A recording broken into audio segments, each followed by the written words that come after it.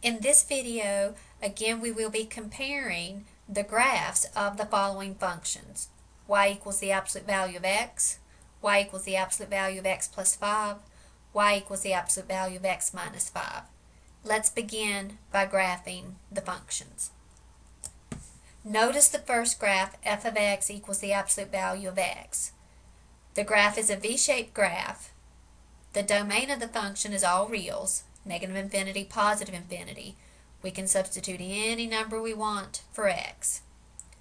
Notice the range, we can rely on the minimum. Again, it looks like we have a minimum at the origin, so the range is 0 to infinity. Moving to the next graph, notice I have the original function f of x equals the absolute value of x graphed along with y equals the absolute value of x plus 5. Notice how the absolute value of x plus 5 has moved 5 units to the left on the graph. The domain has not changed. It is still all reals. We could substitute any real number in for x.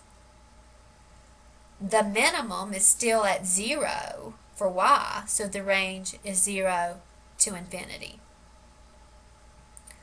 And finally, I have all three functions graphed on the same graph. Notice how y equals the absolute value of x minus 5 has been shifted 5 units to the right. The domain is still all reals. The range, the minimum value is still at 0, so the range is still 0 to infinity.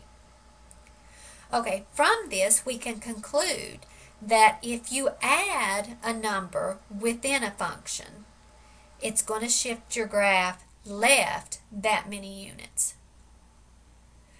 On the other hand, if you subtract a number within a function, that will shift the graph to the right that number of units.